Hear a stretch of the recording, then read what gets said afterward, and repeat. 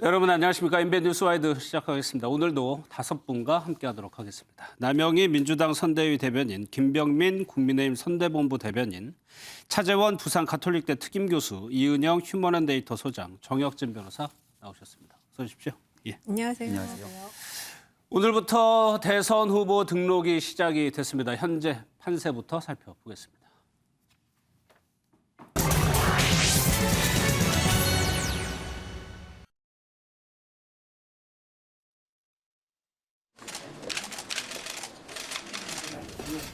만 18세 생애 첫 유권자로서 이재명 후보의 청년 정책을 포함한 다양한 정책들을 통해서 위기를 또 극복하고 변화를 만들어 나갈 수 있으리라 생각합니다.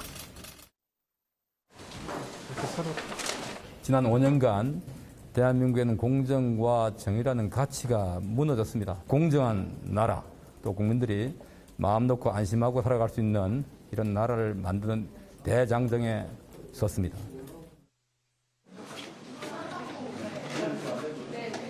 불기차, 불평등을 대표하고 기후위기를 대표하고 차별을 대표하는 우리 청년 노동자들이 이런 문제들을 해결하고자 하는 그런 마음을 염원을 담아 심상정 후보 대신에 후보 등록을 하러 왔습니다. 빨리 나와도 오후 되겠죠. 그럼 바로 기자회견 하시고 시간을 이제 조정해서 최대한 부산 일정, 또 영남 일정 계속해서 소화하실 계획이다. 이렇게 말씀드리겠습니다. 네, 4명의 대선 후보 모두 일제히 오늘 후보 등록을 마쳤습니다. 화요일부터 공식 선거 운동에 들어가는데 오늘 나온 여론조사부터 좀 살펴보도록 하겠습니다. 저희가 매주 초반에 여론조사 흐름을 살펴보고 있는데 이은영 소장님, 네. 오늘 조사도 백중세예요.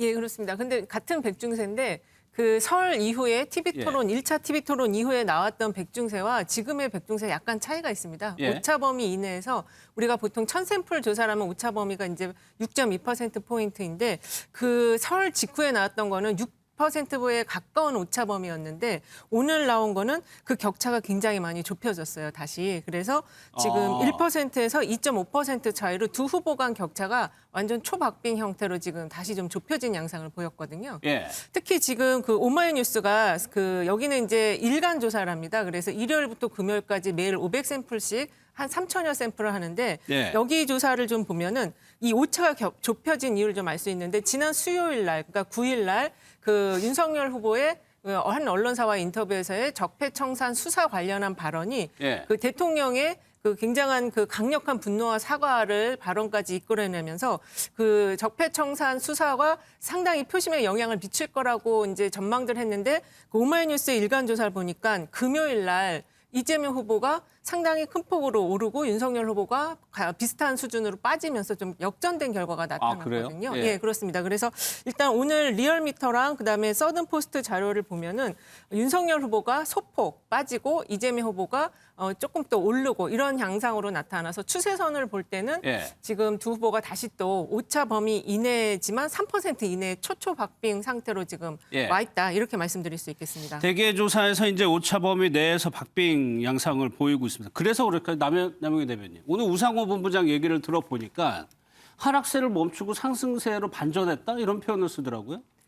얼마 지난주 제가 이 프로그램 나왔을 때 격차보다 확연히 눈에 보이는 정도로 붙은 예. 부분을 보실 수 있을 겁니다. 저는 그 요인을 2가지 정도로 분석을 하는데요. 아까 이전에 이은영 소장이 말씀해 주신 윤석열 후보의 그 강경 발언이 있었죠. 정치 보복 수사를 할 수 있다라는 그 모 언론과의 인터뷰가 굉장히 중도층의 마음을 흔들어 놓았다는 생각이 드는데요. 과거에 노무현 대통령의 서거가 논두렁 시계의 그 무도한 권력이었던 특수부 검찰과 언론에 의한 어떻게 보면 죽음이었다. 그 예. 부분을 자극한 부분이 있었다라는 생각이 들고요. 또 한 가지는 그 배우자 리스크로 통했던 김혜경 씨의 그 사과 이후에 많은 분들이 또 사과의 진정성과 함께 또 이낙연 후보가 총괄 선대위원장으로 오면서 그 친문 진영이라고 해야 되겠죠. 그쪽에서 좀 느슨한 지지세를 조금 더 견고하게 해준, 강고하게 해준 부분들이 작용한 것이라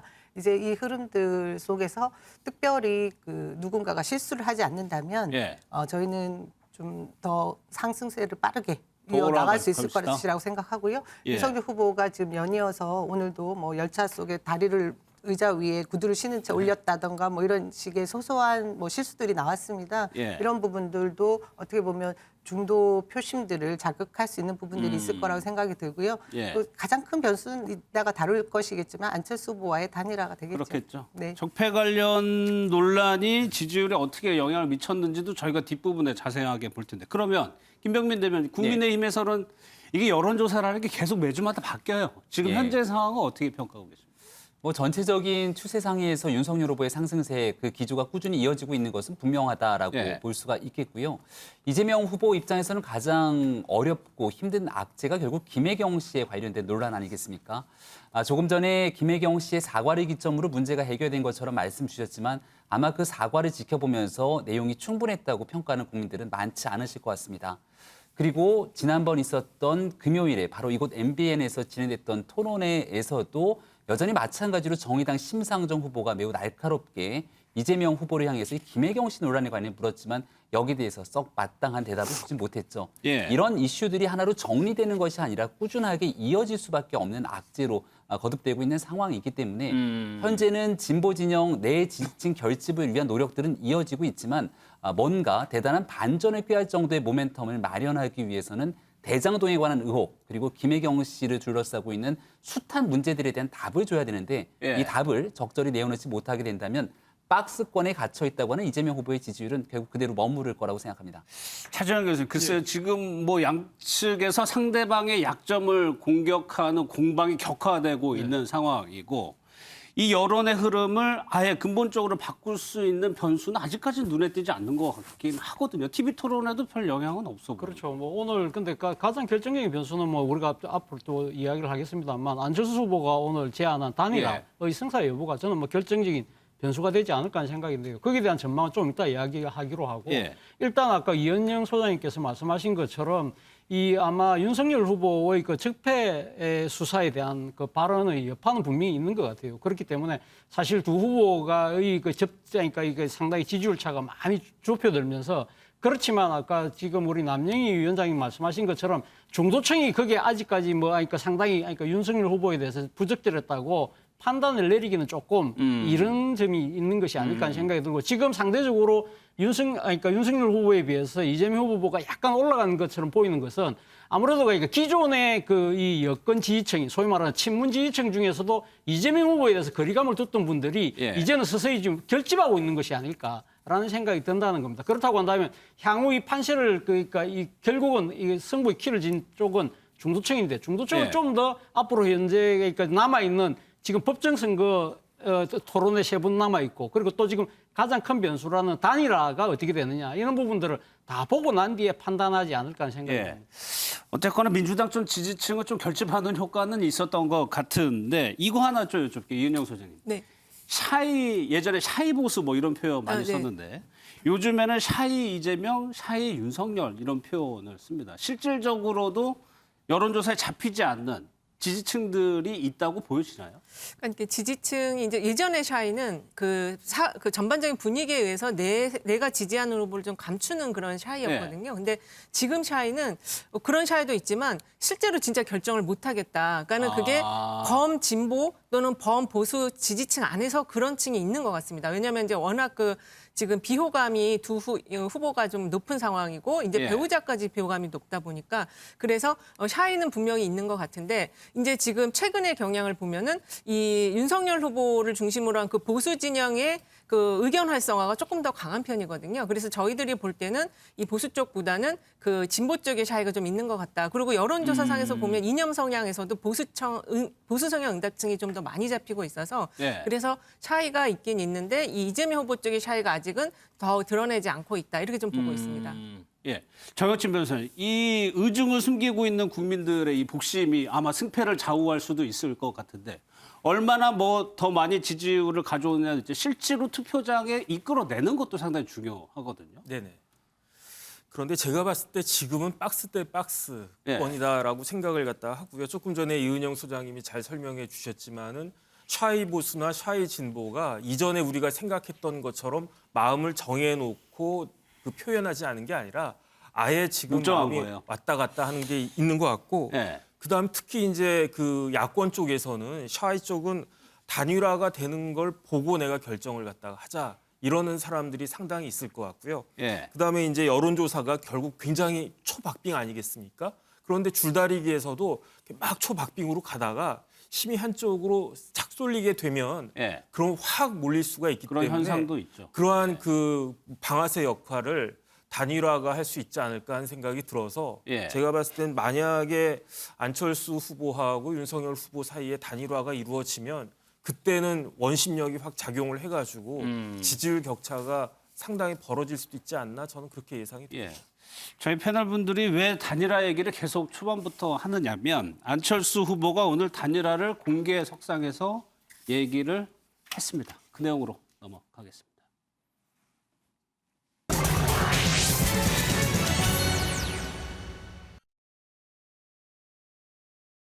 그래서 저는 오늘 이 자리에서 더 좋은 정권 교체를 위해, 즉 정권 교체, 구체제 종식과 국민 통합의 길을 가기 위해 야권 후보 단일화를 제안합니다.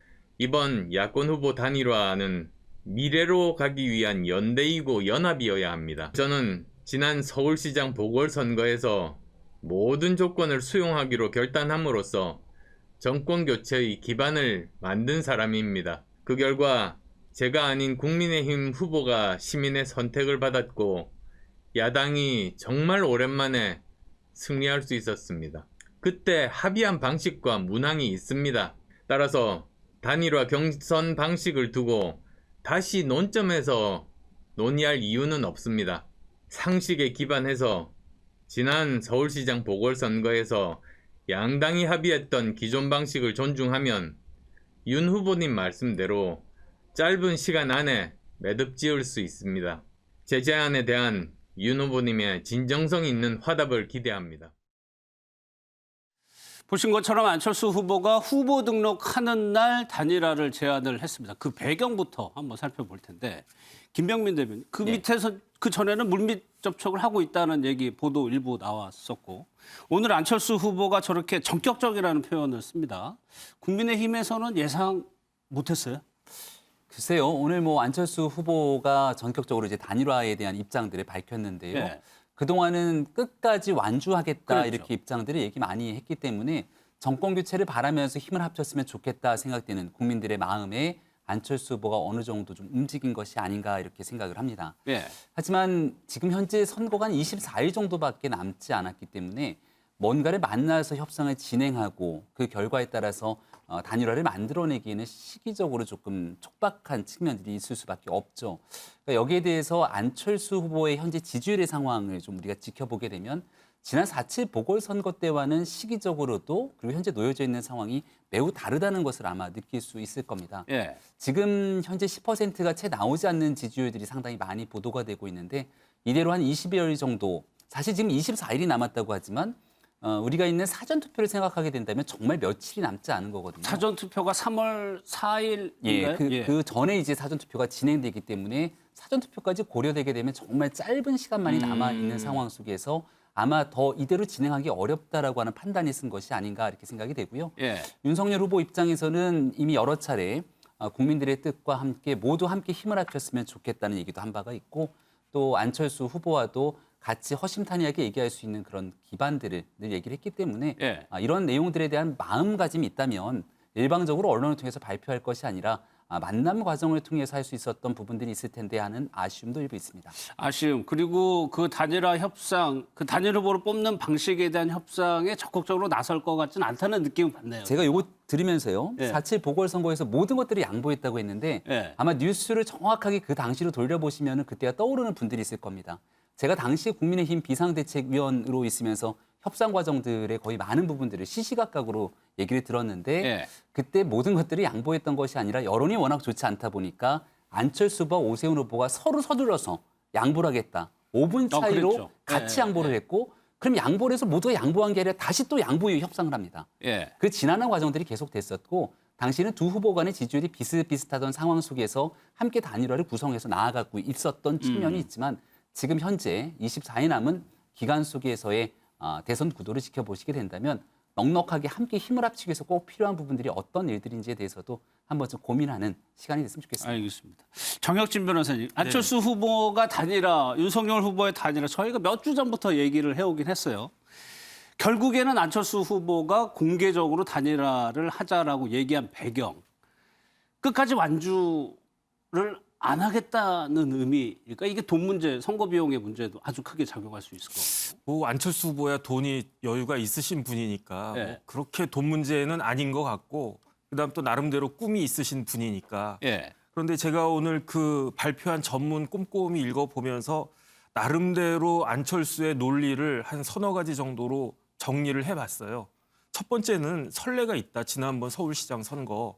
그다음에 그때 내가 서울시장이 오세훈 후보가 되는 것에 야당이 승리하는 것에 기여한 바가 있는 거 아니냐. 그게 첫 번째인 것 같고. 그다음 두 번째는 지지율 차이가 나는데 여론조사로 하면 그게 말이 되느냐라고 말을 하지만 반대로 아니 지지율 그렇게 차이가 나는데 여론조사를 못하러 두려워하느냐. 역선택 같은 거 감안해도 지금 거의 한 30% 가까이 차이가 나는데 20%에 30% 차이가 나는데 그런데 왜 안 받느냐. 그 이상하다. 그렇게 이야기할 수가 있을 것 같고 그다음에 더 중요한 거는요. 제가 봤을 때 내가 설령 대통령이 못 될 가능성이 굉장히 높지만 그래도 나는 어떤 사람을 되게 하거나 또는 되지 못하게 할 가능성이 굉장히 많다. 그런 힘은 굉장히 있다. 그다음에 제가 봤을 때 더 결정적인 거는요. 예. 지금 단일화 이슈가 드러났단 말이에요. 드디어.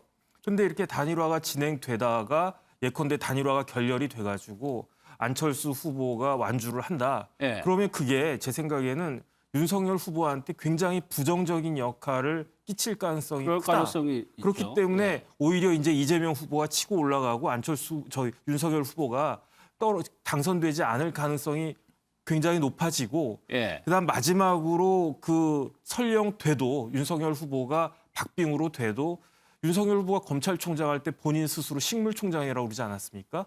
대통령 돼도 식물 대통령 될 가능성이 되게 높다. 예. 그러니까 어쨌든 나를 갖다가 픽해야 되고 나를 초이스를 갖다가 해야 되고 그다음에 웬만하면 내가 이야기하는 대로 해줘야 되고 그다음에 내가 제안한 이 국민 여론조사 방식을 거부하려면 그거에 상응하는 상당한 보상이 있어야 된다라는 것들이 많이 깔려 있는 것이 아닌가 저는 개인적으로 그렇게 생각을 해봤습니다. 예. 본인의 가치에 대해서 좀 은연중에 표현을 했다라고. 그러니까 지지율은 이전보다 한 몇 프로 떨어졌어도 떨어지고 있죠. 객관적인 몸값은 훨씬 더 올라간 것이 아니냐라고 생각할 수도 있지 않나 싶습니다. 예. 이런 초박빙의 상황에서 안철수 후보가 어느 쪽과 합쳐진다면 그 지지율이 그대로 갈 수도 있고 안 갈 수도 있는 겁니다. 일단 윤석열 후보가 여기에 대해서 화답을 했습니다. 어떻게 얘기를 했는지 한번 들어보겠습니다. 정권 교체를 위한 대의 차원에서 이런 제안을 하신 거에 대해서는 참 긍정적으로 평가를 하고요. 또 여론조사 얘기를 저도 들었는데 좀 고민해 보겠습니다만은 좀 아쉬운 점도 있습니다. 아쉬운 점이라면 구체적으로 어떤 점을 말씀하시는 건지? 자세한 답변은 제가 하지 않겠습니다. 10분이면 가능하다고 이제 결과를 낼 수 있다고 말씀하셨는데 이번에도 후보끼리 단판을 짓는 방향으로 갈 건지 아니면 협상단을 제가 말씀 다 드린 것 같은데요. 이준석 대표 쪽과도 말씀 후보께서 하신 걸까요? 전 그 문제를 얘기한 적은 없고. 윤석열 후보가 구체적으로 얘기를 하지 않았습니다. 아쉬운 부분이 뭐냐라고 물었는데 답은 하지 않았어요. 김병민 대변인께 여쭤봐도 얘기를 안 하실 것 같아서 차정원 교수께 한번 여쭤볼게요.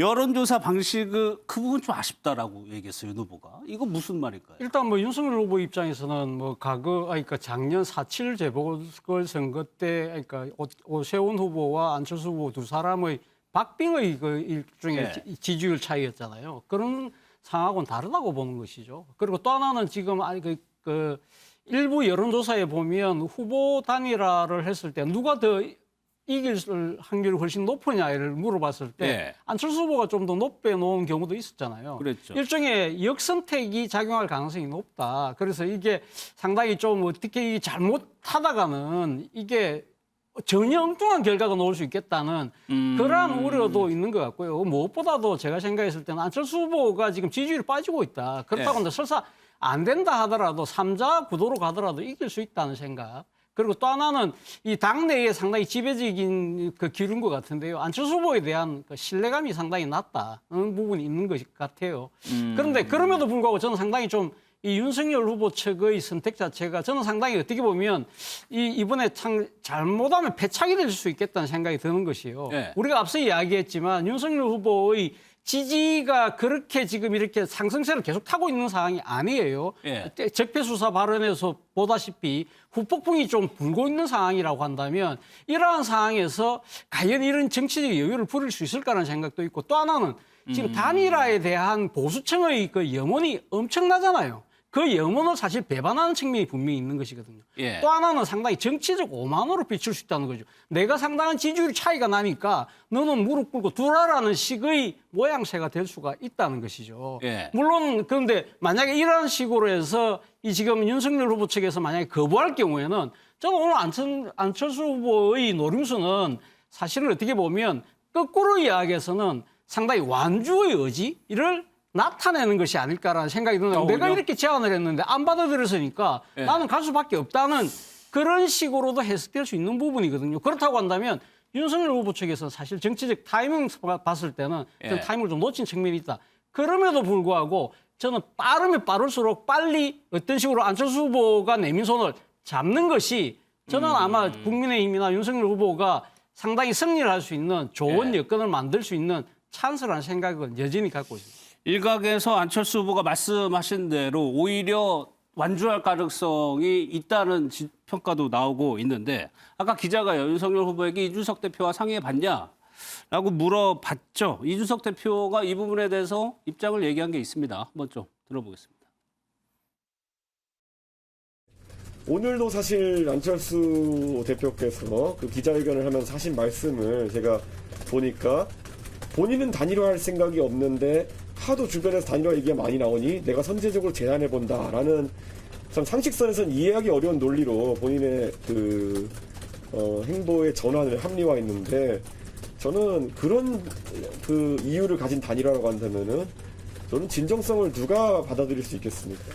지금 객관적으로 저희 후보와 안철수 후보 간의 그 지지율 격차가 대부분의 여론조사에서 뭐 대여섯 배씩 차이 나는 조사도 나오고 있습니다. 그런 상황 속에서 추가적인 어떤 다른 룰에 의한 단일화를 꿈꾼다는 것 자체가 저는 지금 상황에서 너무 아전인수격으로 이걸 보고 있는 것이 아니냐라는 생각을 하게 하고요. 이준석 대표는 조금 더 구체적으로 얘기를 하기는 했습니다. 근데 이은영 소장님 좀 궁금한 것이 일반적으로 생각을 하면 지지율이 아까 이준석 대표 얘기 좀 대여섯 배나 높아요. 그러면 여론조사 방식으로 깔끔하게 해가지고 그냥 단일 후보 되는 게 나은 거 아니냐라고 생각을 할 수도 있거든요. 근데 우려하는 게 역선택 뭐 얘기도 나오고 실제로 그런 가능성이 좀 있는 건가요? 근데 이게 역선택이라는 게 저희가 이제 실제 지금 여론조사상에서 그 아까도 자료 보셨는데 안철수 후보가 단일 후보로 좀 높게 나오는 게 그 민주당 지지층이 지지를 하기 때문에 그런 거거든요. 근데 이제 실제로 단일화 조사가 들어가면 이제 그런 게 작동하기는 좀 어려워요. 왜냐하면 이게 진짜 후보를 뽑는 거기 때문에 그렇게 그 상대당의 후보들이 그 개입하기도 별로 바람직하지 않기 때문에 그 개입을 잘 안 하려고 할 것이고 이 그 당세 중심으로 그리고 전체적인 어떤 흐름 속에서 그런 선택을 할 것이기 때문에 역선택 논란은 실제 단일화 여론조사에서는 적절하게 반영되지는 않을 것이다. 그렇게 저는 보고 있는데 지금 이제 앞에서 차 교수님이나 우리 정 변호사님이 잘 설명해 주셨는데 지금 안철수 후보가 진짜 단일화를 하려는 의지가 있는 건지 이게 그 전문에 보면 아까 이준석 당대표도 지적을 잘 했는데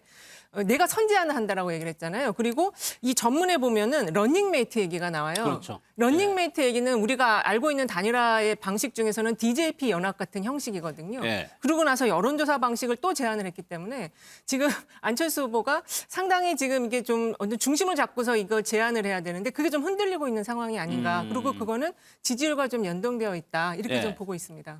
이준석 대표는 아주 날석에 SNS에 반응을 했어요. 여기서 잠깐 민주당 좀 분위기도 궁금을 한데 글쎄 올 게 왔다는 분위기입니까? 지금 당내 분위기 어떻습니까? 민주당에서는. 당내에선 특별한 의견 없음으로 일단 공식 논평 안 예, 냈죠? 공식 논평은 없었고요. 저는 지금 상황을 우선 안철수 후보가 등록일인 오늘 이 단일화를 같이 던진 부분에 대해서 예.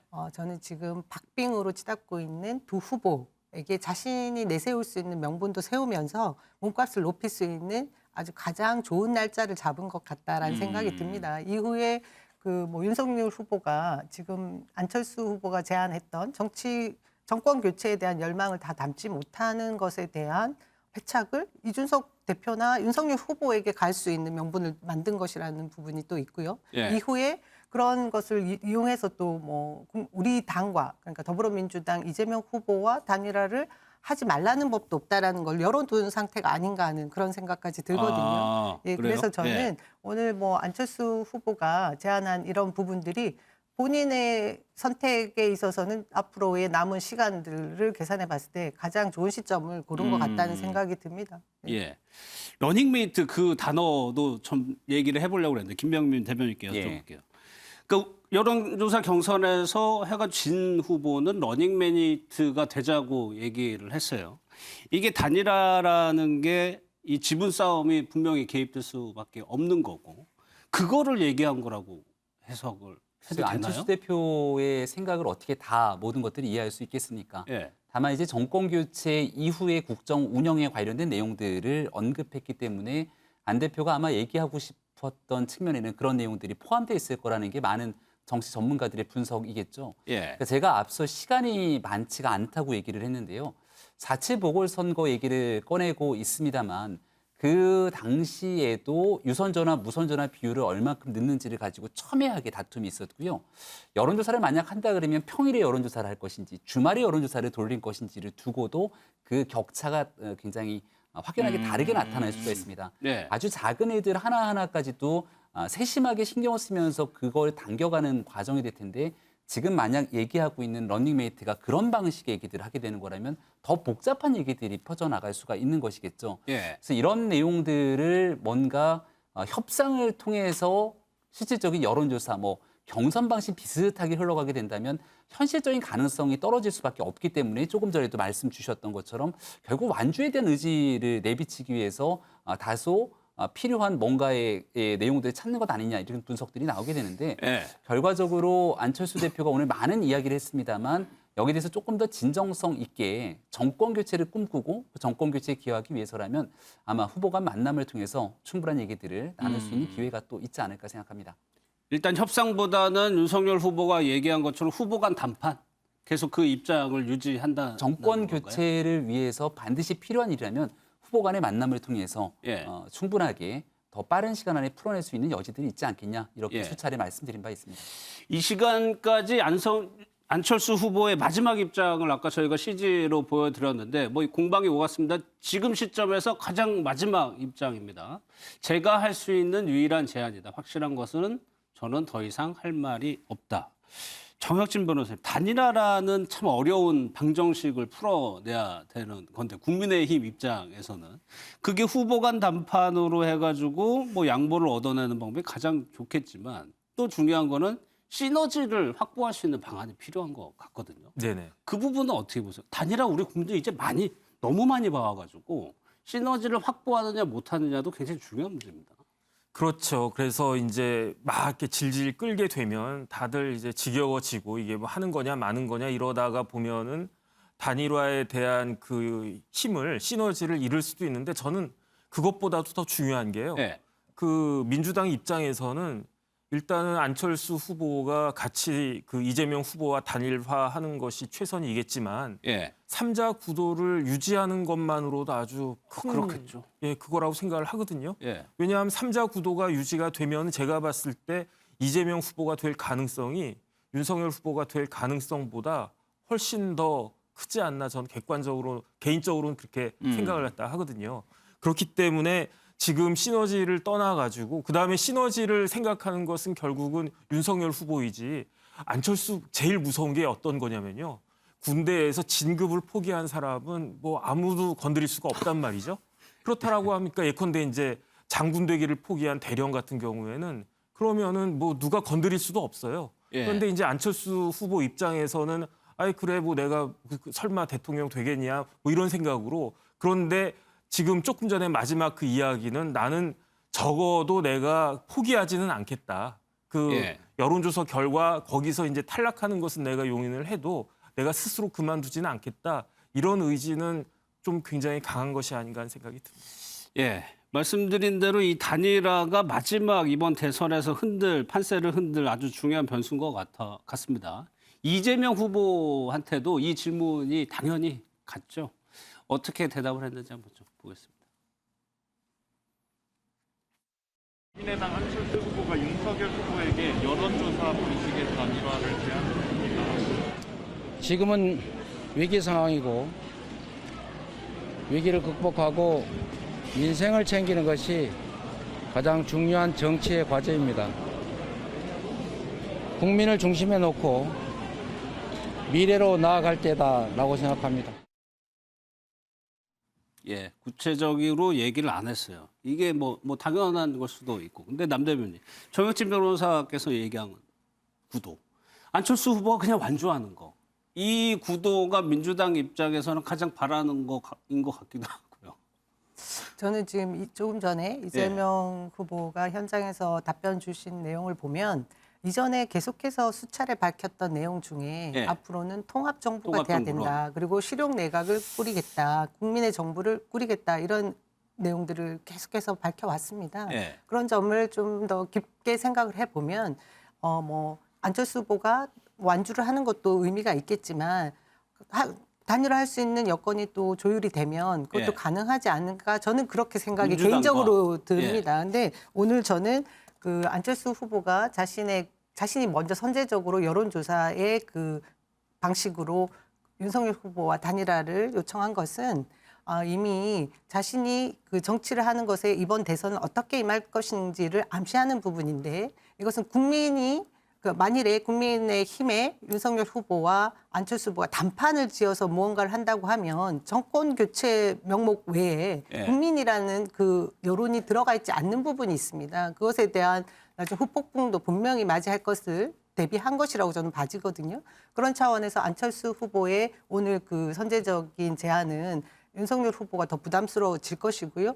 이후에 열리는 부분은 이재명 후보는 어떤 순간이 오더라도 국민을 최우선에 두고 통합 정부를 이루겠다는 의지에서 더 바뀔 것이 하나도 없다라는 말씀밖에 드릴 게 없네요. 이 통합정부론이 이거 차재원 교수님께 여쭤볼게요. 안철수 후보와 그 중도층을 두고 이재명 후보가 지난주 계속적으로 노력을 해왔죠. 이게 마지막까지 가능성이 좀 있는 얘기일까요? 어떻게 보세요? 그러니까 지금 안철수 후보가 국민의힘에 지금 단일화 손을 내밀었다가 민주당 쪽으로 다시 또 이렇게 터닝해서 민주당 쪽으로 가는 거는 말 그대로 정치적 코미디죠. 그러나 만약에 3자 구도가 지속되는 상황이라고 한다면 안철수 후보 입장에서는 본인이 지금 원하는 것이 정권교체 플러스 정치교체거든요. 정치교체라는 것이 양당이 지금 이렇게 적대적으로 이렇게 아주 치열하게 붙는 이러한 식의 그런 관계를 깨는 상황이라고 한다면 아마 지금 이재명 후보가 이야기하는 통합정부라든지 뭐 그런 부분들에 대해서 상당히 아마 수긍할 가능성이 저는 높다. 그것이 그러니까 뭐 정치적으로 한 배를 같이 타는 것보다는 상당히 민주당에 대한 그 이 공격체를 상당히 톤을 낮출 수도 있는 셈이 될 수 있는 것이거든요. 그리고 또 지금 이 통합정부라는 측면에서 권력 구조뿐만 아니라 더 나아가서는 이 지금 양당 구도를 깨는 것이 다단계로 간다고 한다면 예를 들면 선거제도 개편에 대한 구체적인 방안들을 민주당이나 이재명 후보 쪽에서 낸다고 한다면 안철수 후보의 마음 또 안철수 후보 지지층의 마음을 갖고 갈 수가 있다는 것이죠. 그런 측면에서 봤을 때는 저는 사실은 이런 상황들을 다 고려한다면 오늘 국민의힘이 상당히 이 단칼에 이렇게 이 지금 그 안철수 후보의 제안을 거부한 것 자체는 저는 앞서도 말씀드렸지만 자칫 잘못하면 큰 패착이 될 수 있겠다는 생각이 바로 거기에 있다는 거죠. 민주당 입장에서는 안철수 후보를 정치적 포용하는 노력들을 계속적으로 통해서 중도층의 표심을 갖고 갈 공산이 크거든요. 장 교수님 거듭 그 주장을 하셔가지고 김병민 대변인에게 기회를 드려야 될 것 같아요. 단칼에 거절한 겁니까? 그냥 첫날이어가지고 수싸움에 들어간 겁니까? 정확한 입장들을 밝힌 거죠. 또 윤석열 후보의 발언을 통해서 많은 분들이 느끼셨겠습니다마는 아주 오랜 기간 동안 정권 교체를 위해 모두 힘을 합쳐야 된다는 주장을 했고 또 여기에 대해서는 다소 아쉬움이 있다 정도의 메시지를 건넨 겁니다. 조금 전에 이제 남영희 대변인께서는 민주당과의 통합에 대한 가능성이 여지들이 좀 열어놨지만 오늘 안철수 후보가 얘기했던 내용들을 보면 야권 통합이라는 표현을 쓰게 되죠. 그리고 정권 교체가 사실은 이 단일화, 통합으로 나아가기 위한 상수임을 분명하게 하고 있습니다. 토론 과정들을 지켜봐도 대장동 문제 등에 대해서 아주 격렬하게 각을 세우는 모습들을 보게 되면 민주당의 이재명 후보와는 심지어 지금 국민의당의 안철수 후보뿐만 아니라 정의당의 심상정 후보와도 함께 할 수 있는 교집합이 적다는 모습들을 좀 지켜보지 않을까 싶고요. 정치 교체를 위해서 뭔가 손을 잡을 수 있는 여지가 있지 않냐 이런 얘기를 주시기도 하는데요.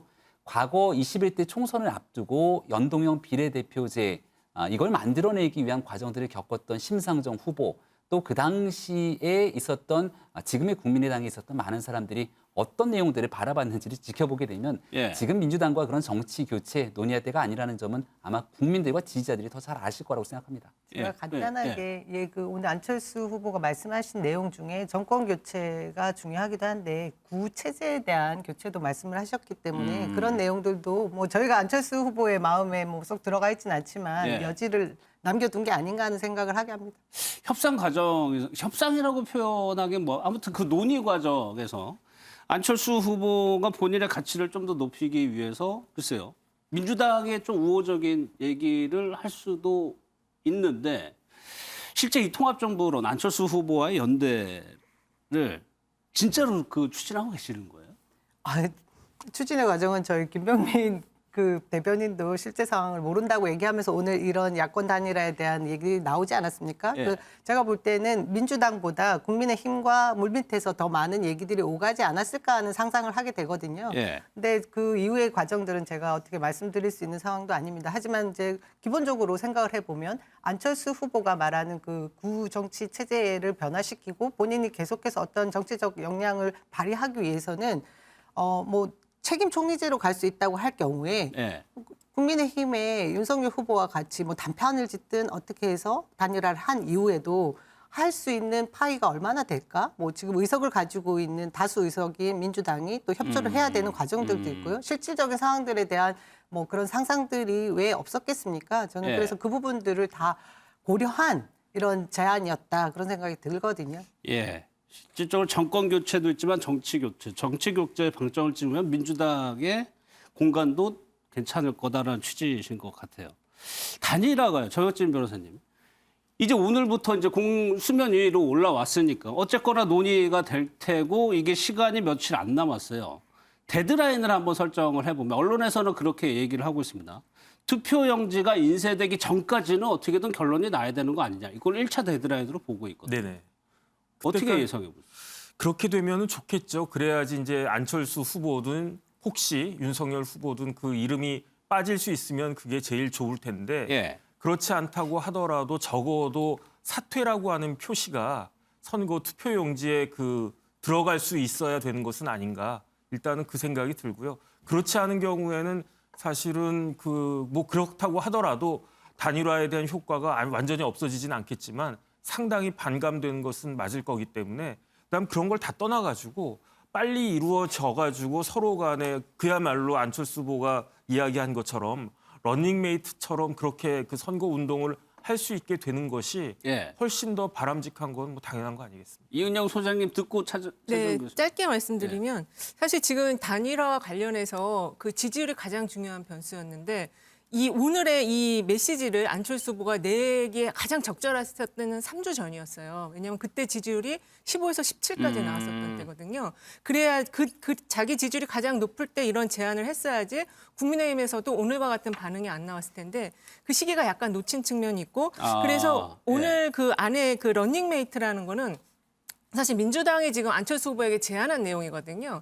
그래서 그 양쪽을 다 지금 열어놓은 상황인데 지금 오늘 지지율 보면은 안철수 후보가 민주당, 아까 시너지 말씀하셨는데 시너지 측면에서는 민주당과의 공동정부 형태의 구성이 훨씬 서로에게 시너지가 많이 날 가능성이 많습니다. 왜 그러냐면 지금 안철수 후보가 가지고 있는 지지가 서울 여성층, 그다음에 이제 부울경이나 중도층인데 이 지지 남아있는 현재 지지가 그래도 영향력을 발휘할 수 있는 곳은 민주당이라는 것이죠. 그래서 그 타이밍을 놓치면 절대 안 된다. 그리고 결국 이 공동정부 형태 러닝메이트를 열어놓은 거는 이 아까 3자 구도에서 필승을 얘기하셨는데 지금 상태에선 3자 구도로 가면 어렵습니다. 민주당이라고 하더라도.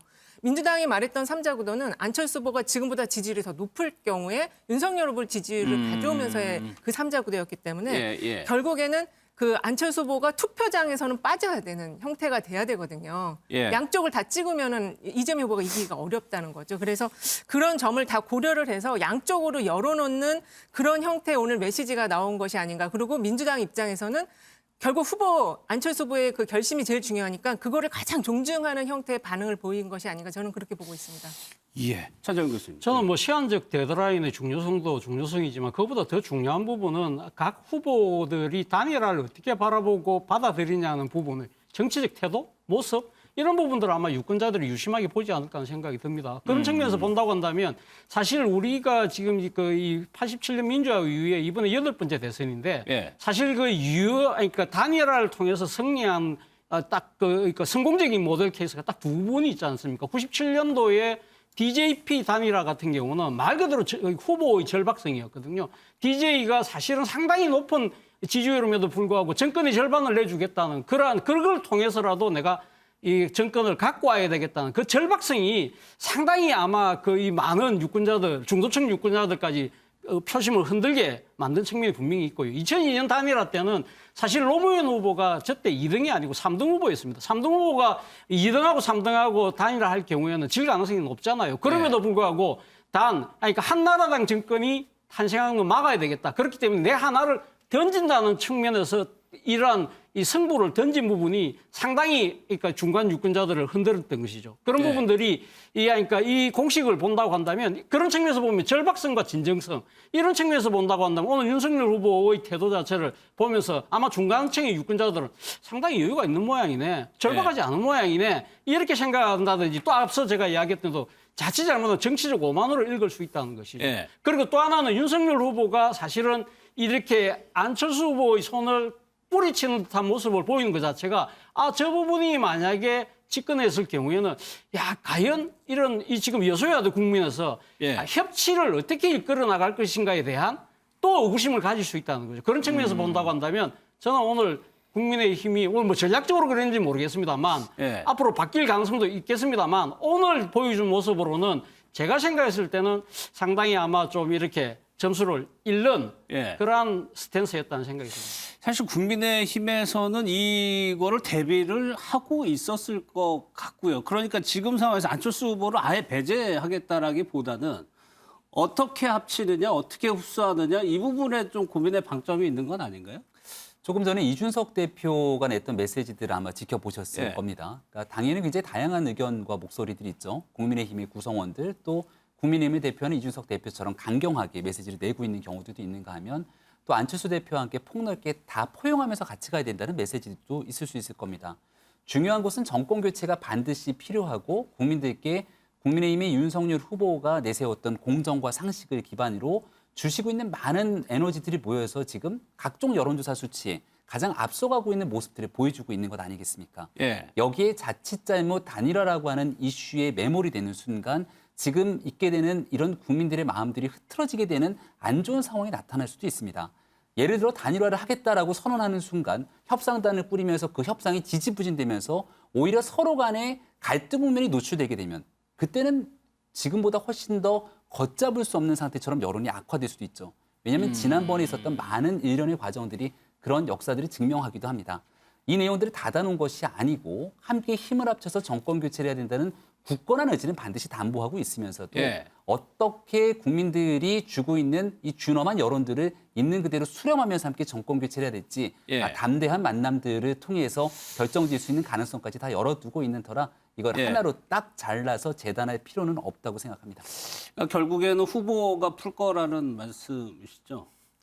판단은 지켜보시는 국민 알겠습니다. 여러분들께서 어떻게 함께 정권 교체를 해야 될지 잘 또 여겨보실 거라고 생각합니다. 안철수 후보가 오늘 단일화를 제안을 했기 때문에 지금 후속해서 기사들이 지금 계속 나오고 있는 것 같아요. 김미경 교수, 안철수 후보의 부인인 김미경 교수가 코로나에 확진이 됐습니다. 이게 또 영향을 미칠 수 있는지도 한번 봐야 될 것 같은데 일단 영상부터 보도록 하겠습니다.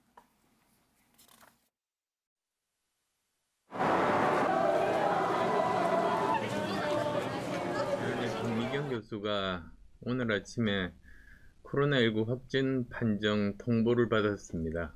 그래서 선관위 앞에까지 갔다가 불가피하게 저는 검사를 받기 위해서 일정 취소하고 등록도 되리로 하게 됐습니다. 사실 제 안에는 기저질환이 있습니다. 그런데도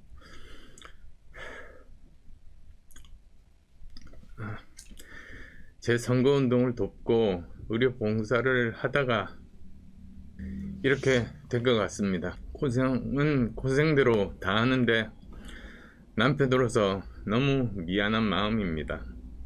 지금은 그저 잘 이겨내기를 바란다는 말밖에 할 수 없어서 미안하고 안타깝습니다. 안철수 후보가 정치인으로서는 좀 감정 표현이 약하다 이런 평가를 받았었는데 방금 보신 것처럼 이제 부인이 김미경 교수가 코로나에 확진이 되면서 아까 그 기자회견도 유튜브를 통해서 한 겁니다. 기자들을 앞에 놓은 게 아니고요. 그러면서 이제 부인 얘기를 하면서 조금 울컥하는 모습을 보였어요. 이게 정혁진 변호사님, 코로나가 지금 뭐 5만 명 확진자가 나오고 있고 이게 대선하고도 직접적으로 이제 영향을 받을 수밖에 없는 상황이 된 건데 안철수 후보도 부인이 확진을 받았기 때문에 밀접 접촉인 상태가 되고 PCR 검사를 받았고 그 결과는 아직 안 나온 상태란 말이에요. 이 결과 여부에 따라서도 또 영향을 받을 수가 있어요. 앞으로 정치 일정이. 그러니까 사실 선거운동이 굉장히 코로나에 취약한 그러한 상황에 스스로를 내모는 거 아니겠습니까? 옛날처럼 뭐 20명, 뭐 30명 이렇게 나오는 게 아니고 5만 명, 뭐 이제 10만 명까지 나온다라고 하는데 많은 대중들한테 이제 오픈이 되는 그런 상태이니까. 그다음에 옛날 같았으면 사실은 안철수 후보 자체가 뭐 음성이든 양성이든 불문하고 격리가 될 수밖에 없었는데 다행히 이제 안철수 후보가 3차까지 부스터샷까지 다 맞았다고 그러더라고요.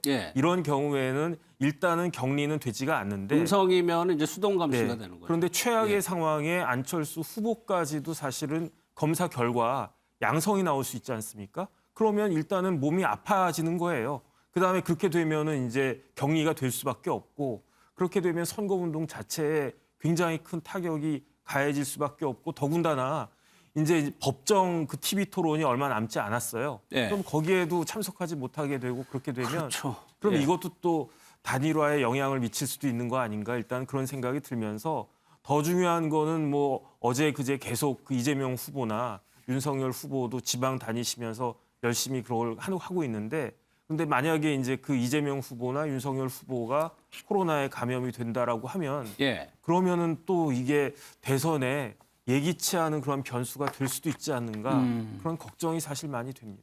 안 후보의 이제 PCR 검사는 아직 나오지 않았습니다. 그런데 이제 결과를 기다리고 있는 상황인데 안 후보의 또 확진 여부가 또 영향을 미칠 수도 있을 것 같은데 방금 전에 이런 기사가 하나 떠가지고 김병민 대변인께 한번 제가 여쭤볼게요. 윤석열 후보가 안철수 후보에게 전화를 했다. 근데 오늘 단일화 얘기가 이제 나오다 보니까 이제 기자들은 이거 굉장히 촉각을 곤두세울 수밖에 없는데 일단 위로 전화라고 얘기가 나오네요. 빠른 쾌유를 빈다는 위로의 전화를 한 것으로 지금 조금 전에 아마 공지가 된 것으로 알고 있습니다. 오늘 이 오후에도 행사가 있어서 이 미국의 마이크 펜스 전 부통령과 만나는 자리가 있었고 또 그전에도 같이 윤석열 후보와 함께 했었는데 안철수 대표 소식을 듣고서는 제일 먼저 이 김미경 교수 코로나 확진에 대해서 제일 먼저 걱정을 먼저 하는 모습들에 대한 대화들을 또 나누기도 했습니다. 아마 그 이후로 여기에 대해서 이제 안철수 후보에게 직접 전화를 걸어서 이제 위로의 말과 또 빠른 쾌유를 빈다는 말을 건네지 않았을까 싶은데요. 오늘 유튜브로 처음에 기자회견한다 해서 저도 처음 시작부터 봤는데 안철수 후보가 굉장히 감정이 좀 격해져 있는 모습을 보고 굉장히 좀 마음이 안타까움을 느꼈던 분들도 많이 있을 거라고 생각합니다. 빠른 쾌유를 했으면 좋겠다는 마음 모든 정치인들이 다 함께 갖고 있는 거라고 생각을 하고요. 모쪼록 안철수 후보도 아닌 김미경 교수의 쾌유와 함께 나머지 있는 기간 동안 또 잘 함께 임했으면 좋겠다는 마음입니다. 그렇죠. 그 부분은 안철수 후보가 이제 김미경 교수가 과거에 폐질환을 한번 좀 앓은 걸로 알려져 있는데 그래가지고 생각보다 증세가 안 좋다라고 하면서 이제 얘기를 한 거였습니다.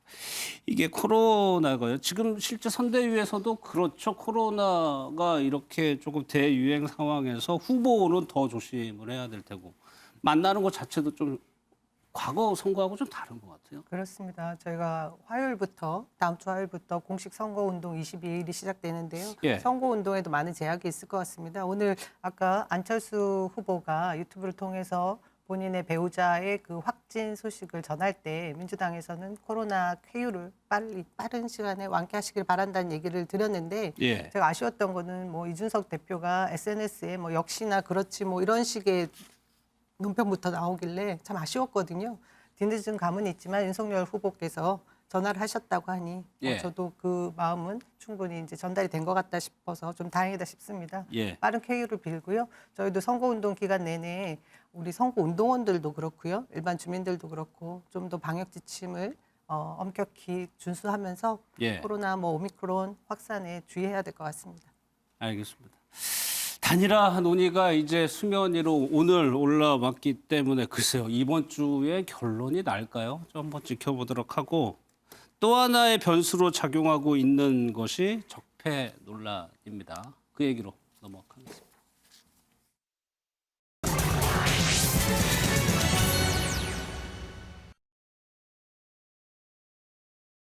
문재인 대통령은 오늘 오전 참모회의에서 다음과 같이 말씀하였습니다. 중앙지검장, 검찰총장 재직대에는 이 정부의 적폐를 있는데도 못 본 척 했다는 말인가? 아니면 없는 적폐를 기획사정으로 만들어내겠다는 것인가 대답해야 한다. 그리고 현 정부를 근거 없이 적폐 수사의 대상, 불법으로 몬 것에 대해 강력한 분노를 표하며 사과를 요구한다. 우리 문재인 대통령께서도 늘 법화 원칙에 따른 성역 없는 그 사정을 늘 강조해 오셨습니다. 우리 문재인 대통령님과 저와 똑같은 생각이라고 할 수 있겠습니다. 그리고 저 윤석열의 사전에 정치 보복이라는 단어는 없습니다. 사과라고 말했잖아요. 사과 의향은 없으신지. 제가 아까 말씀을 다 드렸지 않습니까? 네. 다음 일정이 있어서 이 정도로 하시죠. 우리 문재인 대통령님의 생각과 제 생각이 같다라는 말씀을 드린 겁니다. 네. 사실 이 이슈가 지난주 후반에 대선 정국을 그야말로 강타를 했죠. 그러니까 며칠 지났습니다. 그래가지고 반응들이 조금 궁금한데 아까 남영희 대변인께서는 지지층 결집을 넘어서 중도층까지 조금 흡수를 하고 있다라고 판단을 하셨어요. 우상호 본부장도 그렇게 얘기를 하고 있더라고요. 며칠 한 2, 3일 된 거죠. 이 예. 이슈가. 윤석열 후보가 중앙일보와의 그 언론 그 인터뷰를 통해서 밝힌 부분인데 정확한 워딩이 문제가 됐던 것은 제가 보니까 문재인 정부의 적폐 수사를 할 것이냐 했더니 하겠다 이런 3번의 답변이 있었던 부분인 것 같습니다. 굉장히 강력했고요. 그 이후에 또 A 검사를 중요한 자리에 앉히겠다라고 하는 거 누구나 다 알듯이 본인의 가장 측근인 한동훈 검사를 또 말씀을 하는 그런 부분들이 지금 현재 대통령 후보 자격인 그 자신의 위치를 정확하게 파악하지 못하고 꾹꾹 눌러놓았던 검찰총장의 그 모습을 오롯이 드러내는 부분이었던 게 아닌가 하는 그런 우려를 하게 됐죠. 그래서 예. 문재인 대통령이 지금껏 이 4년 내내 그 문재인 정부에서 중앙지검장 그리고 검찰총장을 역임했던 윤석열 후보에 대해서 문재인 정부의 검찰총장이었다라고 계속 말씀을 해오셨습니다. 그리고 그동안 있었던 청와대를 향한 2번의 압수수색 그리고 대통령의 정책 의지에 관계된 검찰권의 남용 등을 다 시스템에 의해서 원칙적으로 바라보신 분이었거든요. 근데 이번에는 너무 심각한 발언이었기 때문에 아까 그 박수현 국민소통본부 수석께서 나와서 직접 브리핑을 하는 그런 사태까지 이르렀다고 생각합니다. 근데 예. 문재인 대통령께서 밝혀라고 했던 부분은 저희도 계속해서 요구하고 있는 부분인데요. 정확하게 문재인 정부의 그 적폐 수사를 해야 되는 그 수사가 무엇인지를 얘기하고 그 이후에 사과를 하라 이렇게 얘기를 했는데 윤석열 후보 측의 대응을 보니 그 뭐 하루 뒤인가요? 뭐 윤석열 후보도 이 사안들이 여파가 아주 파장이 크니까 갑자기 내 사전에는 정치 뭐 보복 수사란 없다 뭐 이런 발언을 하신 것 같습니다. 근데 이 얘기를 들은 국민들이 제가 중도층에게 일정 부분 어떤 영향을 미쳤다라고 판단을 하게 된 것은 제가 주변에서 만나는 분들이 바로 떠올렸던 부분이 노무현 대통령의 서거였더라고요. 예. 그 부분이 너무나 다들 가슴 아프게 남아 있는데 그것을 건드린 부분이 있지 않은가 하는 것이 제가 앞으로 이 선거 국면에서도 예. 무도한 검찰 권력을 가진 그런 정부가 들어서게 되면 예. 얼마나 검찰 공화국이라는 무서운 권력들이 대통령 지위까지 누릴 것인가 하는 두려움을 다들 안고 있다. 이것은 예. 중도층에게도 분명히 영향을 미치더라. 그런 말씀을 드린 겁니다. 예. 뭐 저희가 바로 뭐 두 후보의 오늘 어제 발언도 들을 텐데 여기에 대해서 뭐 김병민 네. 대변인도 한번 하셔야 될 것 같아요. 그럼요. 네. 예. 중앙일보 인터뷰를 보셨던 분들은 원론적인 원칙에 관한 얘기들을 한 것인데 더불어민주당 그리고 더 나아가서 청와대까지 선거에 개입이나 하듯이 굉장히 강하게 이러한 기조들을 움직이게 되는 건 선거가 매우 다급하게 흘러가고 있는 상황에 대한 반전 모멘텀을 마련하려는 것이 아닌가 이런 생각이 드는데요. 윤석열 후보가 얘기한 것처럼 법과 원칙에 따라 성역 없는 수사를 강조한 건 문재인 대통령의 지난 정권에 대한 기조 아니겠습니까?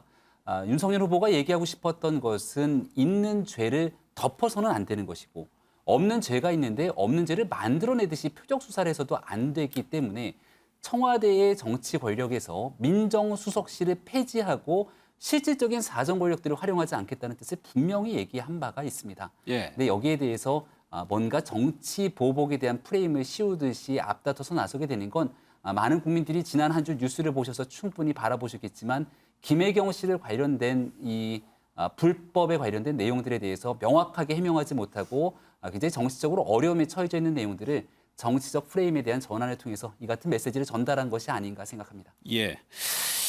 관련해서 후보도 이재명 후보는 아주 좀 공세 수위를 더 높이는 것 같고요. 윤석열 후보는 이 부분에 대해서 또 대답을 한 게 있습니다. 직접 인터뷰를 좀 보도록 하겠습니다. 수십 년 세월을 살면서 어떤 독재자도 어떤 폭력적인 정치인도 대놓고 정치 보복하겠다, 엄단하겠다, 문 닫게 하겠다 이렇게 폭력을 공언하는 후보를 본 일이 없습니다, 여러분. 지금도 이런데 막강한 국가 권력을 완전히 장악했을 때 어떤 태도를 취할지 이 나라의 미래가 어떻게 될지 여러분 상상되십니까?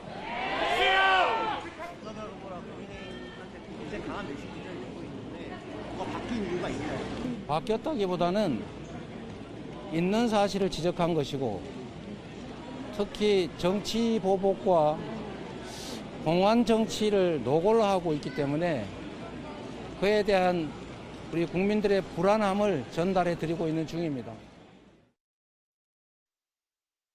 저는 과거부터 지금까지 어떤 수사나 사정 또는 사법 그 절차라고 하는 것에서 제가 갖고 있는 입장은 늘 똑같습니다. 지위 고하를 막론하고 아무리 힘이 있는 사람이든 힘이 없는 사람이든 누구나 성역 없이 예외 없이 법이 엄격하면서도 공정하게 집행이 되고 그리고 특히 정치권에서 검찰 수사에 대해서 어떠한 압력이나 영향을 미쳐서는 안 되고 사법 시스템에 따라서 처리돼야 된다는 그 원칙이 똑같습니다. 한치도 거기서 벗어나 본 적이 없는데 이거를 자기들 편의대로 해석해서 자꾸 그 이슈화를 시키는 거 보니까 뭐가 많이 급하기는 급한 모양입니다. 저희가 이 논란은 두 후보의 입장을 직접 들려드리는 게 좋을 것 같아가지고 좀 길게 좀 편집을 했습니다. 이은영 소장님, 이게 네. 아까 초반에 저희가 여론조사 봤을 때 이 부분에 대한 여론조사도 있었고 네. 이것이 어떤 그러니까 영향을 미칠 만한 변수가 지금 되고 있는 것 같아요. 네, 그렇습니다. 이게 사실은 좀 돌출 변수 같은 거거든요. 그래서 근데 이거 관련한 여론조사를 보면은 어쨌든 적폐 수사 관련한 발언은 부정적으로 평가하는 게 많으시고 그리고 유권자들이 이렇게 느끼시는 거는 아까 이제 윤석열 그 후보가 그 원론적인 얘기였고 기자의 어떤 인터뷰에 대해 아직 좀 그 정치 초보다 보니까 좀 실수를 했다 이렇게 말씀을 하시지만 그 뒤에 이제 나왔던 중앙지검장의 에이모 검사장을 이렇게 인사를 할 것 같이 얘기를 했기 때문에 그것이 어떤 실체적인 힘을 갖춘 것처럼 유권자들이 좀 받아들인 감이 있는 것 같거든요. 예. 그리고 이 지금 정권 교체 의향이 높음에도 불구하고 이 적폐 수사와 관련한 거에 대해서 문제가 있으면 당연히 수사해야 되지라고 생각을 하시겠지만 이 발언에 대해서 그렇게 받아들이지 않은 거는 윤석열 후보 자체가 이미 전직 대통령을 2명이나 구속한 전력이 있고 또 그 국민의힘 경선 때 홍준표 후보가 얘기했듯이 그 수사 과정에서 많은 사람들이 좀 유명을 달리한 사례가 있었기 때문에 이 부분을 굉장히 지금 좀 걱정스럽게 받아들인 면이 있기 때문에 이 적폐 수사 발언을 여러 가지 원론적이라는 얘기라고 함에도 불구하고 지금 부적절하다라고 평가를 하고 있는 것이고요. 예. 그리고 이 부분에 대해서 특히 여성층이 좀 민감하게 반응을 하는 것 같아요.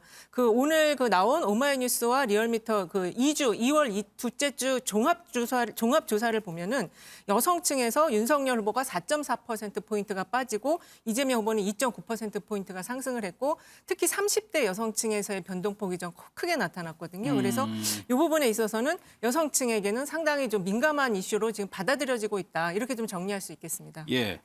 뭐 일단 수치상으로 그렇게 했는데 큰 격차는 아니었던 것 같아요. 그런데 글쎄요, 정혁진 변호사 이게 영향을 따지는 좀 복합적인 것 같다는 느낌도 드는데 사실 이게 문재인 대통령과 윤석열 후보의 대결 구도로 보일 수도 있는 거고 그렇다면 정권 교체 여론이 높은 상황에서 이게 딱히 윤 후보에게 불리하게 작용하는 거냐 이런 분석도 좀 있거든요. 저는 불리하게 작용했다라고 보거든요. 예. 사실은 정치 보복이군요. 이건 범죄고 위헌이에요. 근데 이제 윤석열 후보가 정치 보복하겠다라고 한 건 아니고 적폐를 청산해 보겠다라고 이야기를 한 건데 예. 적폐를 책임을 물어야지 그 적폐를 눈 감으면 안 되지 않겠습니까? 근데 그럼에도 불구하고 지금 이은영 소장님 말씀하셨던 것처럼 적폐 수사가 정치 보복이다라고 하는 청와대와 여권의 그 프레임이 먹힌 것 같아요. 누구한테 먹혔느냐? 조금 전에도 많은 분들이 말씀하셨지만 친문이면서 이재명 후보를 지지하지 않았던 사람들한테 먹혔던 것 같다. 네. 그다음에 저는 한 가지를 더 생각을 했는데요. 이게 만약에 윤석열 후보가 아니고 그러니까 지금 제1야당의 후보가 윤석열 후보가 아니고 뭐 홍준표 후보라든지 유승민 후보라든지 그랬으면 그런 분들이 저 이야기했으면 이렇게까지 파장이 되지 않았을 거예요. 그런데 윤석열 후보가 어떤 그 후보입니까? 직전 검찰총장이었잖아요. 그러니까 직전 검찰총장이 저렇게 수사를 갖다 하겠다라고 이야기를 하니까 사람들한테 더 강하게 그 어필하게 다가온 것이 아닌가. 예. 그렇기 때문에 그 적폐 수사는 정치 보복이라고 하는 프레임이 예. 그 윤석열 후보에 대해서 반대한 사람들한테 더 강렬하게 어필할 수밖에 없지 않았는가. 예. 저는 그 생각이 들어서 그래서 이 부분은 윤석열 후보가 조금 그 실수가 있었던 거 아닌가 저는 그 생각이 듭니다. 두 분이 다 부정적으로 말씀하셔가지고 김병민 대변인 얘기를 들어야 될 것 같아요. 네, 정확히 말하면 윤석열 후보가 무언가 정치 보복을 하는 듯한 프레임을 씌우다고 자꾸 얘기를 했는데 내사전에 정치 보복은 없다 이렇게 윤석열 후보가 직접 언급을 하면서 기존에 있었던 법과 원칙, 시스템에 따라서 청와대의 사정 권력을 휘두르지 않겠다는 뜻을 분명히 얘기를 했습니다. 조금 전에 이재명 후보가 얘기했던 그 백브리핑이라고 얘기를 하죠. 워딩 발언을 보게 되면 정치 보복을 했던 이런 언급하는 정치인이 없다는 식의 얘기들을 하게 되는데요. 과거 이재명 후보가 적폐와 불의를 청산하는 정치 보복이라면 그런 정치 보복은 맨날 해도 된다 이렇게 얘기를 했던 과거의 발언들이 꺼내져 나오면서 숱한 논란들이 되지 않았습니까? 적폐 수사, 적폐 등을 언급하게 되는데요. 이 적폐 청산 제가 그렇게 좋아하는 용어가 아닙니다만 이 기자의 질문이 있었던 상황 속에서 나왔던 단어들이고요. 이 적폐 청산이라고 하는 건 우리가 알고 있는 보통 명사로서의 적폐 청산, 잘못된 패단을 청산하는 것이지 이걸 고유 명사로 받아들여서 누군가를 찍어내려고 하는 수사라고 생각해서는 안 된다는 말씀 다시 한번 드리면서 윤석열 후보가 법과 원칙, 시스템에 따라 수사가 진행되도록 권력을 행사하지 않을 것이고 정치 보복을 하지 않는다라고 하는 분명한 선언을 했다는 점도 거듭 말씀드립니다. 알겠습니다. 저도 짧게 말씀을 드려야 되겠는데요. 예. 일단 뭐 그 어떤 프레임이라고 말씀을 하시는데 그 윤석열 후보가 분명하게 문재인 정부의 적폐 수사라는 단어에 하겠다라고 답변을 했습니다. 그리고 대통령이 수사를 하는 거 아니지 않습니까? 어떤 국민들도 그것에 대해서는 다 납득을 할 겁니다. 저는 그 말씀을 드리고 싶고요. 이재명 후보가 2017년에 했던 얘기를 계속해서 소환하고 있는데 이 당시 상황은 이명박, 박근혜 정권의 그 무도했던 부패, 권력들의 그 국정농단 사건들에 대한 국민적인 요구들이 있었습니다. 예. 이 사건들을 수사해달라는 요구들에 대한 적폐 청산을 얘기한 거고요. 지금 문재인 정부에 있어서 적폐라고 할 만한 그 정치 보복을 할 만한 수사 건수가 뭐가 있는지에 대한 얘기를 해줘야 되는 것이 제가 볼 때는 윤석열 후보가 말했던 것에 책임을 지는 것이라고 봅니다. 근데 예. 그 부분에 대해서 명확한 답은 없고 계속해서 프레임 전환이다, 급하다 뭐 이런 말로 계속해서 바꾸는 것을 보면 큰 실수를 했다고 느끼고 있는 것 같긴 합니다. 사과하십시오. 이 부분은 네, 제가 말씀 좀 저도 드릴까요? 좀 궁금했었는데 사과는 이제 뭐 질문 많이 받으셨을 것 같아요. 예. 일단은 방금 전에 말씀하셨던 내용들이 2017년도의 사례는 다르다 이렇게 말씀을 하십니다. 국민적 염원들과 촛불 정신들을 통해서 문제가 된다고 얘기를 했기 때문에 거기에 대한 적폐 청산을 얘기했다 얘기를 하시는데요. 대한민국에 있는 많은 국민들께 여론조사를 과거부터 해보면 대장동의 문제가 심각하다고 대답되시는 국민들이 상당히 많습니다. 특검하라고 주장하니까 특검해야 된다고 주장하는 여론조사 수치들 아마 지금 이 자리에서 제가 얘기하지 않더라도 많이들 보셨을 겁니다. 그런 국민적 염원에 따라서 대장동 수사는 해야 됩니까? 하지 말아야 됩니까? 여기에 대해서도 대장동 수사를 만약에 현직 대통령이 나서서 해야 된다라고 얘기를 하게 되면 이것 또한 정치 보복이라고 얘기를 하겠죠. 이런 것조차도 윤석열 후보가 대통령으로서의 사정 권한을 가지고 흔들 수 있는 중요한 자리가 청와대 민정수석실이기 때문에 그 민정수석실을 폐지하겠다는 굉장히 강한 공약까지 냈다는 말씀드리고요. 사과 언급을 하시게 되는데 청와대에서 나왔던 발언 아니겠습니까? 살아있는 권력에도 엄정하게 수사하라라고 얘기했던 게 문재인 대통령이고 그 말에 따랐지만 결국 대한민국의 검찰총장을 임기를 다 채우지 못하도록 징계를 내리고 거기에 대해서 제가 했던 지난 청와대의 과정들을 생각해 보게 된다면 여기에 대해서 과연 누가 어떤 얘기를 해야 되는지 다시 한번 말씀도 드리고 싶습니다. 알겠습니다. 이제 선거가 임박하고 초박빙 지지세를 보이다 보니까 공방이 격해지고요. 신경전도 지금 심해지고 있습니다. 2차 토론에 좀 마지막으로 좀 정리해 보도록 하겠습니다.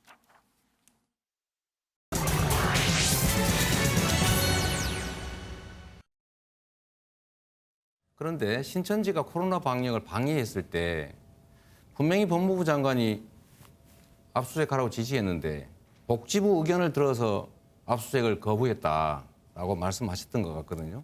건진법상과 무슨 법상과 하는 사람이 이만희를 건들면 영매라서 당신한테 피해가 갑니다라는 말을 듣고 압수수색을 포기했다. 이렇게 지금 보도가 나갔어요. 우리 교주께서 우리 윤석열 후보 덕분에 살았으니까 빚 갚아야 된다. 자, 빨리 다 입당해가지고 경선 도와주라 그랬다는 양심선언이 나왔지 않습니까? 진짜로 압수수색 안 하는 이유가 뭡니까? 근거 없는 이런 네거티브 가지고 말씀을 막 하십니다. 복지부에서 30만이 되는 신도가 반발할 경우에 이 관리가 안 되니까 강제 수사는 지금 단계에서는 안 되니 조금만 미뤄달라고 해서 바로 중대본과 함께 대검의 디지털 수사관들을 투입을 해서 압수수색보다 더 광범위한 범위로 신천지의 과천본부의 서버를 다 들어와가지고 중대본에 넘겨주고 또 법무부 장관의 압수수색 지시는요, 그건 완전히 쇼입니다. 그 당시에는 우리 이 후보님도 그렇고 추미애 장관도 그렇고 뭔가 튀는 행동을 좀 하고 싶어 한 것으로 보여지는데 네, 후보들이 공세 수위를 한 단계, 1차 토론보다 한 단계 더 높인 것 같습니다. 차재원 교수님은 2차 토론에 어떻게 보셨어요?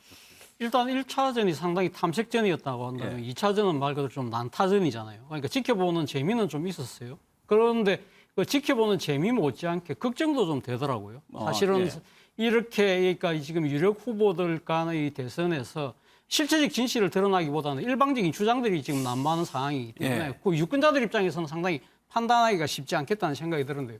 어쨌든 이재명 후보 입장에서는 역시 뭐 노련한 이 국정을 이걸 담당할 수 있는 노름이는 나름대로 보여줬는데 상대적으로는 약간은 좀 초조함을 내보인 것이 아닐까. 본인이 지금 네거티브전을 안 하겠다고 했지만 물론 이 본인 입장에서는 아니 그 지금 윤석열 후보에 대한 검증 차원에서 이야기를 하지만 예. 상당히 1차전보다는 네거티브에 조금 더 치중하는 측면에서 봤을 때는 약간 초조함이 보인다는 생각을 지울 수가 없었고요. 그리고 지금 윤석열 후보 같은 경우는 1차전에서 상당히 야성미가 드러났잖아요. 야당 후보로서의 상당히 인파이팅의 모습이 드러났는데 2차 때도 물론 뭐 상당한 그 야성미를 드러내지만 약간은 조금 막무가내스러운 느낌. 예를 들면 이재명 후보가 제기하는 의혹에 대해서 말이 안 된다, 의의가 없다는 식으로 그냥 단칼에 잘라버리잖아요. 그런 부분들에 대해서 그러니까 구체적으로 뭐가 말이 안 되는지 부분을 이 상당히 그러니까 국민들에게 설득력 있게 이야기를 해야 되는데 뭔가 회피하는 듯한 모습 이런 부분들이 문제였다는 생각이 들고 그리고 심상정 후보 같은 경우는 역시 심상정이라는 이야기가 나오지만